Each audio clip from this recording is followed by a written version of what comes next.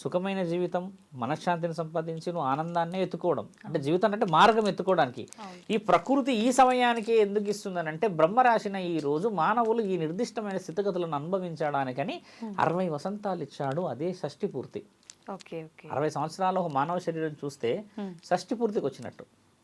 షష్ఠి పూర్తి రోజు మనకు చాలామంది చూడండి పెళ్ళిళ్ళు చేసుకుంటారు, రెండోసారి ఇద్దరికి అంటే బియ్యం పోసుకోవడం ఇలాంటివి జరుగుతాయి. ఈ వివరణ 60 సంవత్సరాల క్రితం కూడా ఇదే సంవత్సరం ఉన్నది కదా.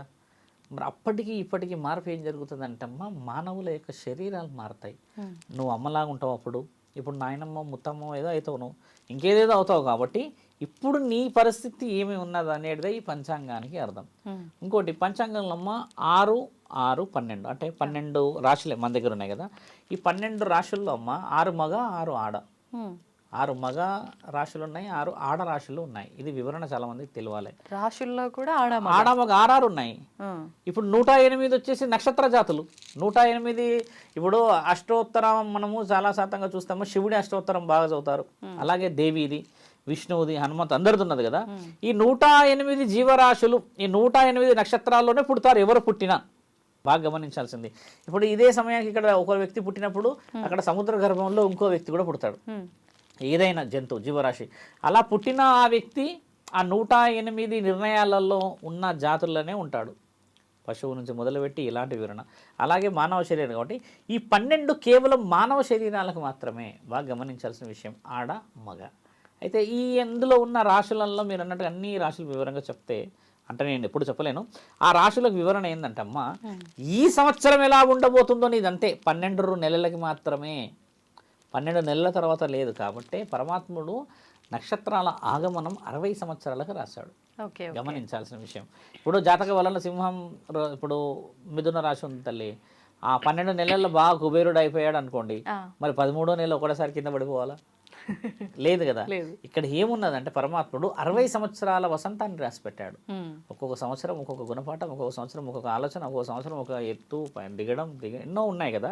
ఈ వివరణ ఒక పురోహితుడే పంచాంగాన్ని ఎందుకు వివరించాలి గుడిలో సాయంత్రమే అన్న విషయం ఏంటంటే అమ్మా, ఈ పంచాంగం నీ జీవితానికి కాదు ఇది రాసింది. ఈ పంచాంగం నీ భవిష్యత్తులో చిన్న పెద్ద ఏదైతే తప్పులైతే జరుగుతాయో దానికి మార్గం. ఒక గురువు దగ్గర ఎందుకు చెప్పుకోవాలంటే ఒకప్పుడు ఋషులు చెప్పేవాళ్ళు, ఇది ఋషి పరంపరే కాబట్టి. అలాగా ఇప్పుడు వేద పండితులు సాధువులు కూడా చెప్పరు, కేవలం పంతులే చెప్తారు. ఇది వాళ్ళు అక్కడున్న పీఠాధిపతులు మతాధిపతులు మాత్రమే ఎందుకు చెప్పాలంటే ఆ పుస్తకములో నీ జీవిత చక్రము ఆల్రెడీ ఒక అతను చూసుంటాడు, అది రాసి ఉంటుంది.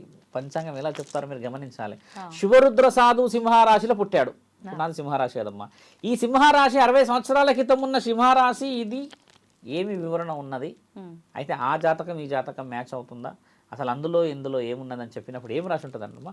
భవిష్యత్తు ప్రణాళికలో సింహరాశిలో పుట్టిన అందరిది ఒకలాగా ఉండదు, గమనించాలి. ఇప్పుడు సింహరాశి యావత్ భారతదేశం ఒకటే ఉండాలి కదా. మరి అలాంటప్పుడు ఎందరో ఎందరో ఎందరో ఎందుకు ఉండాలంటమ్మా, పంచాంగం కంటే ముందు మన దగ్గర మీరన్నది జీవిత చక్రం చాలా ముఖ్యమైనది. గత జన్మ పాప పుణ్యములు, అంతకు ముందుకు నువ్వు చేసుకున్న ఏదైతే కర్మలు ఉంటాయమ్మా దానికి అనుసంధానమైన జీవితమే మనకు వచ్చింది కదా. అసలు పంచాంగం అనేది ఎలా చెప్పేవాళ్ళు ఉగాది రోజు అంటే అమ్మా, పంచభూతాల గురించి చెప్పేదే పంచాంగం. ఇది కదా విషయం. ఇది విషయం ఎందుకు చెప్పట్లేరు అంటున్నాను నేను. అది చెప్పకుండా ఒక జీవిత చక్రం ఉన్నాయి, దాంట్లో ఆనందం ఉన్నది, చెడు ఉన్నది చెప్పుకోవడం మంచి గొప్పదే. పంచాంగం ఒకప్పుడు చదివేది ఏంటంటే రాబోయే వర్షాకాలం జాగ్రత్తలో ఏమున్నాయి, ఒకవేళ తీవ్రమైన కుంభవృష్టి లేకపోతే అనావృష్టి వస్తే ఏం చేయాలి, వ్యవసాయం ఒక చేతికి వస్తే ఏం చేయాలి, రానున్నది ఏదన్నా సూక్ష్మమైన వ్యాధులు రాబోతున్నాయా, విపత్తులు ఏదన్నా చాలా పెద్ద వర్షాలు లేకపోతే భూకంపాలు ఇలాంటివి ఏమైనా రాబోతున్నాయా అనేది పొందపరచడమే గురు లక్షణం. ఇప్పటికీ అదే ఉంది మన దగ్గర. ఇప్పుడు మొదటి ప్రశ్న ఏం తెలుసు అమ్మా, పంచాంగంలో కానీ 2025 మొదట ఫస్ట్ మీకు చెప్పింది కూడా ఒక వైరస్ వస్తుందని అంటే ఆ వీడియో వేశారు కదా. ఇప్పుడు నెక్స్ట్ రాబోతుంది ఏందనేది చెప్పగలగడమే పంచాంగం యొక్క నిజమైన అర్థం. పంచభూతాల గురించి వివరించగలిగిందే కదమ్మా.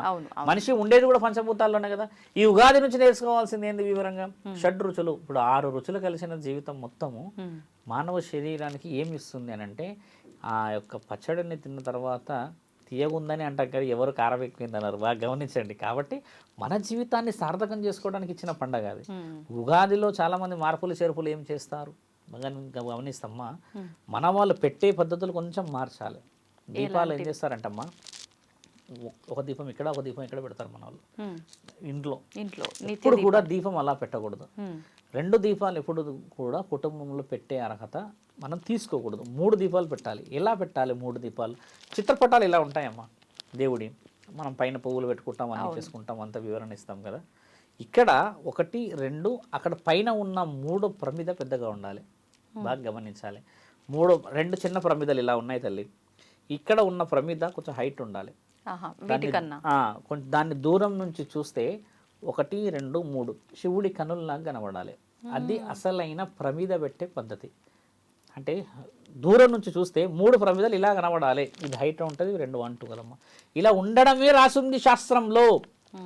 నీ ఇంట్లో అంటున్నా నేను, గుడిలో కాదు. ఇంట్లో పెట్టే దీపం యొక్క పద్ధతి చెప్తున్నా. అలా ఎందుకు పెట్టాలి అని అంటే అమ్మ, ప్రతి కుటుంబ బాధ్యతలు భార్యాభర్త పిల్లలు, ఈ కింద ఉన్న వాళ్ళు భార్యాభర్త పిల్లలు సంసారం అనుకోమ్మ, పైనున్న దీపమే పరమాత్ముడు. ఆయన ఉన్నాడన్న నమ్మకం కదా. ఇప్పుడు నువ్వు ఇక్కడ కూడా నేను చాలా ఇంట్లో పోయి నేను ఫస్ట్ దీపమే మలిచిపిస్తా, ఇలా ఎందుకు పెట్టడం? దాని అర్థం తెలుసు కదా, తెలుసుకోవాలి కదా. నువ్వు గుడిలో అయితే అమ్మ దీపం వేరేలా ఉంటుంది మళ్ళీ. ఎందుకంటే ఆ దేవత నియమ నిబంధనలు, అక్కడ ఉన్న ఆ సప్త ఋషులు ఏమేమి ఇచ్చారో వాళ్ళ యొక్క గురువు యొక్క వివరణ వివరణలు ఇస్తారు. మీరు ఏ గుడిలో పోయినా కూడా చూడండి, దీపం ఒకటి మాత్రం ఖచ్చితంగా అఖండ జ్యోతి ఒక దగ్గర వెలుగుతూ ఉంటుంది. అట్లా మన ఇంట్లో కూడా 3 దీపాలు పెట్టడమే శుభ సూచికము. చాలామంది గురువులు చాలామంది కూడా చెప్పారు ఇంతకు ముందుకు. ఉగాది రోజు వేప కొమ్మలతోని మాత్రమే తోరణం కట్టాలి. మామిడి తోరణంతో ఎందుకు కట్టకూడదో మీకు చెప్పాను. తెలియాలి చాలా మందికి. మండలు తెచ్చి అమ్మేస్తారు కదమ్మా, కొనుకొచ్చుకుంటారు చేస్తారు. అలా కాకుండా మామిడి తోరణాల కంటే ఈ వేప తోరణాలు ఎందుకు పెట్టాలంటే, ముఖ్యంగా వేప తోరణాలు మహంకాళికి ఇష్టం. ఎందుకంటే ఆవిడ చల్లదనం కదా కోరుకునేది. కొంతమంది కదా అవుతాయి చూడండి, పింపుల్స్ ఉంటారు దాన్ని, చికెన్ పాక్స్, అదే అమ్మవారు, వాళ్ళందరూ కూడా వేప కొమ్మల మీదే పడుకోబెడతారు, కూర్చోబెడతారు.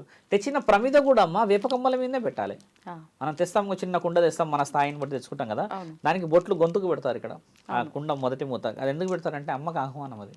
అలా పెట్టిన తర్వాత దానికి కంకణం కూడా కడతారు, మనం కట్టుకున్నట్టుగా దానికి కూడా కడతారు, దాని బొట్లు పెడతారు, వివరంగా పెడతారు. ఎందుకంటే అమ్మ ఒకప్పుడు వివరణ అంతా శాస్త్రం అంతా దాగుంది అందులో.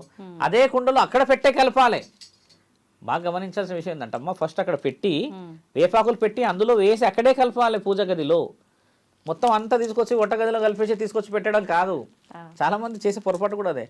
మరి అమ్మ వచ్చిన తర్వాతనే కదా ఒడి నింపేది. నువ్వు ఒడి అంటే ఇదే కదమ్మా, షడ్రుచులే కదా. దాని నుంచి నువ్వు కోరుకున్నది అమ్మిచ్చేది ఏది? ఆశీర్వాదం తీయటిదే కదా. ఎంత వివరణ ఉంది కదా. వేప కొమ్మలకు ఉన్న అర్థం ఏంది? చల్లదనం కదా. ఇలా వివరణ దాంట్లో. ఇంకోటి, తెలంగాణ ప్రాంతంలో ఎక్కువ శాతంగా ఆంధ్రాలో చూసేది బొప్పట్లు. బెల్లంతో చేసే బొప్పట్లు ఎందుకు పెడతారంటే, ఈ బొప్పట్లు తీయగా ఉంటాయి. ఇదేంటంటే అమ్మ ఆశీర్వాద బలం, ఆవిడకి ఇష్టం కాబట్టి. ఈ వివరణలో సోంపే లేదు అసలు. ఈ మధ్య కొంచెం డైజెస్టివ్ సిస్టమ్ కోసం ఇచ్చారు, అంటే అది రుచిగా ఉండడం కోసం ఎవరికి తోచిన వాళ్ళు. శాస్త్రవేత్తలు కూడా చెప్పారంట ఈ పానీయానికి అర్థమైందో. అలా తీసుకోవడం ఎండాకాలంలో డైజెస్టివ్ సిస్టమ్ మెరుగుపడుతుందని చెప్పారమ్మా. ఒక విషయం, శ్రీరామనవమి ఉంది కదా, ఆ రోజు కూడా పానీయమే ఇస్తారు. మీరు బాగా గమనించండి, బెల్లంతో చేసిందే మన గుడిలో వెళ్ళి చాలా మంది పట్టుకొస్తారు మొదటే. ఎందుకంటే ఆ పానకానికి అర్థం ఏంటంటమ్మా, ఈ ఎండకు సంబంధించిన స్థితిగతులకు సంబంధించిన, కడుపుకు సంబంధించిన విషయంలో చల్లదనానికి ఉండడానికి. అలా లేదు, దానికి వేరే విధంగా చేసేవాళ్ళు. శ్రీరాముడు కూడా వనవాసం నుంచి మొదట వచ్చినప్పుడు ఇచ్చిన స్వీకరణ అదేనంట. అలా కూడా మన దగ్గర ఉంది. ఉగాది అది 6 రుచులు కాదు, అది 7వ రుచి మనది. మన జీవితం కమ్మగా ఉండడానికని దేవతలకి ఇచ్చే ఆహ్వానం కదమ్మా. ఉగాదిని వివరంగా చాలా మంది ఎలా చేసుకోవాలి, ఇప్పుడు ఇంతకు ముందుగా ఆయన గారు చెప్తున్నారు ఎలా పుట్టింది, ఏ యుగంలో ఎలా చేశారు, ఏం చేస్తారు కదమ్మా. ఏ యుగంలో వచ్చినా, ఏ పండుగ ఎలా వచ్చినమ్మా, అంతరార్థం షడ్రుచుల ద్వారా నేర్చుకోవాల్సింది. జీవితం సుఖమయం ఏ విధంగా చేసుకొని బాగుపడాలి. కష్ట సుఖాలు లేనిదైతే బతుకులేదు కదమ్మా. ఎవరైనా ఉన్నారా నా కష్టం లేనన్న వాళ్ళు? ఎవరు లేరు. శాస్త్రంలోనే ఉంది మనిషి ఏమీ సాధించలేడు అని. మనిషి ఏమి సాధించలేడమ్మా. మనం అనుకుంటాం ఆయన వెల్ సెటిల్డ్ అని కదా. వెల్ సెటిల్డ్ ఎవరు లేరు ఈ లోకంలో, ఎవరు లేరు. మనిషి జీవితకాలం మొత్తంలో ఏమీ సాధించలేడు. ఎందుకు సాధించలేడు? ఏదో ఒక వెలితి లేని జీవితం ఎలా ఉంటుంది గమనించండి.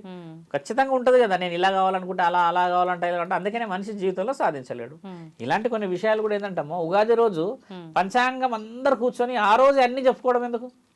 కొంచెం వివరంగా 1 వారం రోజులు 5 రోజులు టైం తీసుకొని, పంతులు కూడా చెప్పేది కూడా ఎలా అంటమ్మా, మైక్లో చెప్పేయడం ఒకటి బాగుంటుంది. అందరూ వచ్చి పర్టికులర్గా చెప్పుకోవాలి చేయాలంటే ఎవరి ఇష్టం వాళ్ళది. పంచాంగానికి ప్రయారిటీ కాదు ఉగాది అంటే. బాగా పెట్టుకున్నమ్మా, ఆ రుచులన్నీ కలిపి కుటుంబానికి ప్రయారిటీ. ఇది ముఖ్యంగా మహంకాళిది, శివుడిది, విష్ణువుది, బ్రహ్మది. ఇంత వివరంగా ఇచ్చిన పండగలో ఈసారి చూద్దాం మరి ఎవరి పచ్చడి ఎంత కమ్మగా ఉంటుందో. అందరూ మారాలి, అంటే ఎవరి జీవితం ఎలా ఉండబోతుందనా? కమ్మగా ఉండి అందరూ. పరమాత్ముడు అయితే అన్ని ఇచ్చాడు మనకు తల్లి. మనమే ఎన్నో అవమానాల పాలు చేసుకొని, ఎన్నో దేవుని నమ్మక, దేవుణ్ణి కొట్టి తన్నుకొని తిట్టుకొని నువ్వు ఏం చేసా ఉన్నావు. కానీ ఈ జన్మ కాదు కదా, నక్షత్రాలకే పరమాత్ముడు ఆగమనం ఇస్తే మానవ శరీరం ఎత్తిన మనకి ఎంతటి జీవిత చక్రాన్ని ఇవ్వాలి. అది తెలిసిన రోజే కదా అసలైన వివరణ తెలిసేది. కాబట్టి ప్రేక్షకులందరూ పండుగ వివరంగా చేసుకోవాలని కోరుతూ ఉగాది పండుగ శుభాకాంక్షలమ్మా. మీకు కూడా ఉగాది శుభాకాంక్షలు అండి. ధన్యవాదాలు. నమః శివాయ నమః.